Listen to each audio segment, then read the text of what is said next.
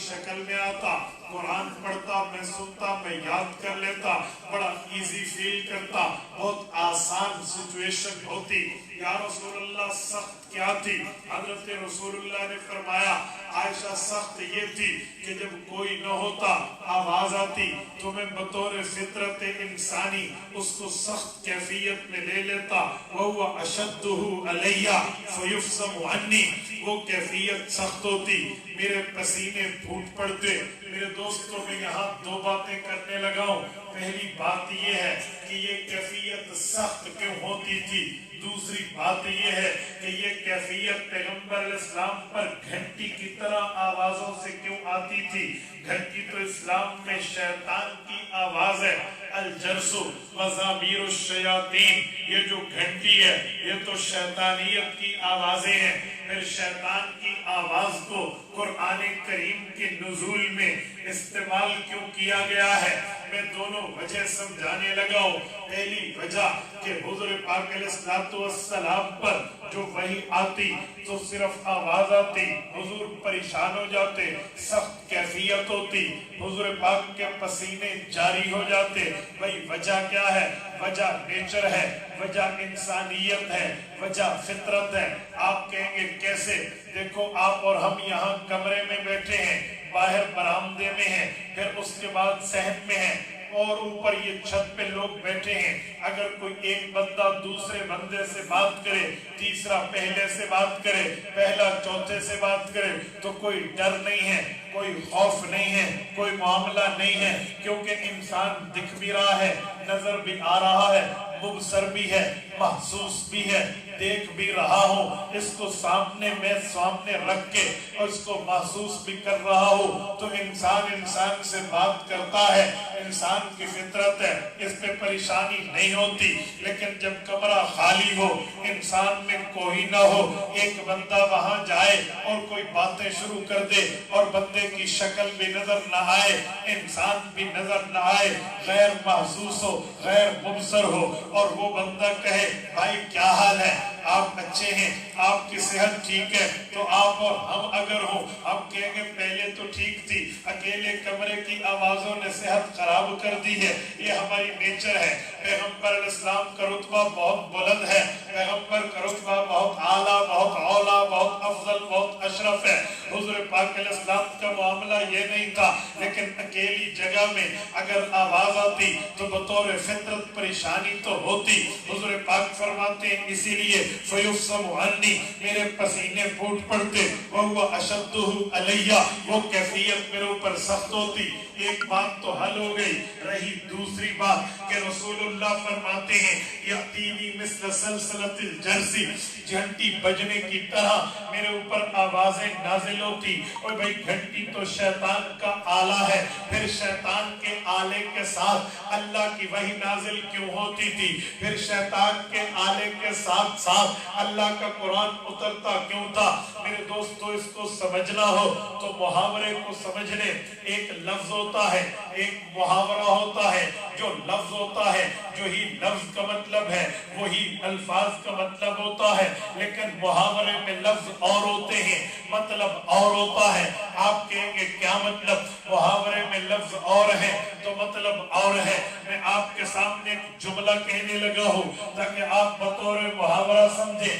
جب کوئی آدمی ظلم سے قتل ہو جائے تو کہتے ہیں اس نے بھی ظلم کیا تھا تو ظلم کا بدلہ ظلم ہے، اب یہ بھی مارا گیا، حالانکہ یہ محاورہ ہے۔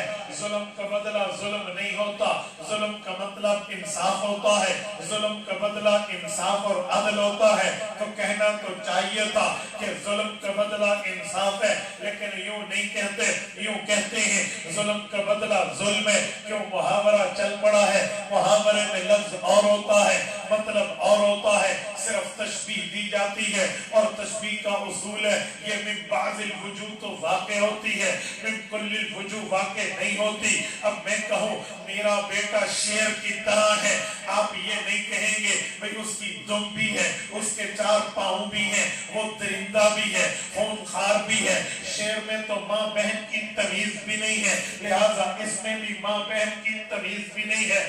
گھنٹی نہیں، یہ وصف شجاعت میں تشبیہ ہے کہ زید کل اسدی، میرا بیٹا زید شیر کی طرح ہے، جیسے شیر بہادر ہے، شیر دلیر ہے، شیر نڈر ہے، شیر شجاع ہے، شیر بزدل نہیں ہے، ایسے میرا بیٹا زید بھی بزدل نہیں ہے، نڈر ہے، شجاع ہے، دلیر ہے، بہادر ہے، اسے تشبیہ کہتے ہیں۔ تو فرمایا یأتینی مثل سلسلۃ الجرسی، وہی میرے اوپر آتی جیسے گھنٹی کی آواز ہوتی۔ اس کے دو مطلب ہیں، ایک مطلب پرانا علماء نے سمجھایا ہے، ایک جدید دور میں آپ کو اور مجھے موبائل نے سمجھا دیا ہے۔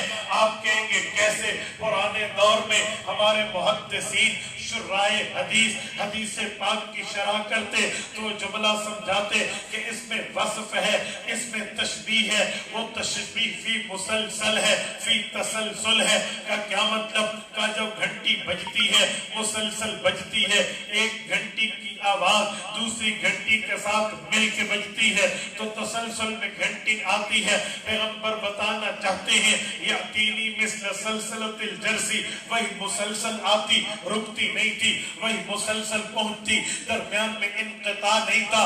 اس کا مطلب حضور پاک بتانا چاہتے ہیں تسلسل کے ساتھ میں نے وحی کے بوجھ کو برداشت کیا، تسلسل کے ساتھ میں نے وحی کے وزن کو برداشت کیا، تسلسل کے ساتھ میں نے وحی کے معاملے کو برداشت کیا، اسی لیے جیسے گھنٹی بجتی ہے ویسے وحی آتی ہے۔ یہ کیفیت تو پرانے دور کی ہے، لیکن جب سے موبائل آئے، موبائل نے بہت آسان کر دیا ہے۔ آپ کہیں گے کیسے؟ میں آپ کی خدمت میں پیش کرنے لگا ہوں، رب کریم نے آپ کو اور مجھے سمجھانا اس جدید سائنس کے ذریعے بڑا آسان کر دیا۔ آپ کہیں گے کیسے؟ توجہ رکھنا، میں کہنے لگا مثلا میں آپ کی خدمت میں جملہ کہتا ہوں، میں نے ریان کو میسج کیا، مثال دے رہا ہوں، میسج کیا السلام علیکم، کیا حال ہے؟ میں آپ کے جلسہ گاہ سے اتنا دور ہوں، اتنے ٹائم بعد پہنچوں گا، 4 لائنیں لکھ کے دی، ایک سلام، ایک کیا حال ہے، میں اتنا دور ہوں، اتنے ٹائم بعد پہنچوں گا، 4 لائنیں۔ لیکن جب اس کے نمبر پہ بھیجا، جب اس کو میسج موصول ہوگا، میسج ریسیو ہوگا تو وہ ٹنگ ٹنگ کی آواز آئے گی تو گھنٹی بجے گی، گھنٹی بجنے میں آواز تو ٹنگ ٹنگ ہے، لیکن جب یہ میسج کھول کے دیکھے گا تو ٹنگ ٹنگ کے بجائے سلام لکھا ہے، حالات لکھے ہیں، دور ہونا بتایا ہے، اتنے بجے پہنچنا بتایا ہے، تو آواز متوجہ کرنے کے لیے ٹنگ ٹنگ کی آئی ہے، جب کھولا ہے اندر احوال لکھے ہوئے ہیں، یأتینی مثل سلسلۃ الجرسی، یہ وحی بھی پیغمبر کو میسج کی طرح موصول ہوتی، پیغمبر علیہ السلام کو پیغام کی طرح موصول ہوتی، یہ ٹن ٹن کی آواز متوجہ کرنے کے لیے ہوتی، پیغمبر توجہ سے سنتے، آواز ختم ہوتی، اللہ کا قرآن بن کے نازل ہوتا۔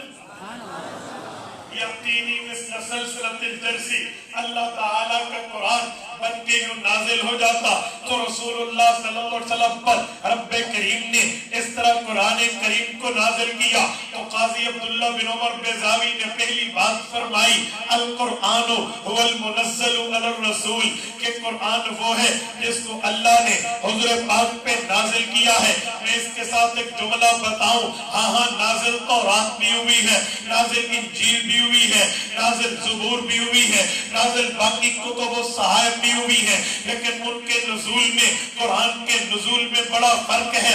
ان انبیاء کا رتبہ مقتدی ہونے کا ہے، اس نبی کا رتبہ امام ہونے کا ہے، ان انبیاء کا رتبہ حضور پاک کے رتبے سے بعد میں حضور کا رتبہ سب سے پہلے، سب سے اعلیٰ، سب سے اشرف، سب سے اکرم، سب سے افضل، سب سے اعلیٰ، سب سے اعلیٰ پیغمبر کا رتبہ ہے، کیونکہ باقی انبیاء کے رتبے بعد میں، کیونکہ وہ حضور کے مقتدی ہیں، حضور کا رتبہ سب سے اعلیٰ کیونکہ حضور امام الانبیاء ہیں، اور آپ جانتے ہیں یہ مصلی امامت کی جگہ ہے، یہ محراب ہے، محراب میں امام ٹھہرتا ہے، مقتدی صفوف میں ٹھہرتے ہیں، امام جس جگہ ٹھہرتا ہے امام کے आगे भी कोई नहीं होता, इमाम के बराबर भी कोई नहीं होता। पता चला रुतबा इमामत ये है, न आगे कोई होगा न बराबर कोई होगा। मेरे पाक पैगंबर इमामुल अंबिया है, तमाम अंबिया में हुजूर का रुतबा इतना आला, हुजूर के आगे तो आगे, हुजूर के बराबर भी कोई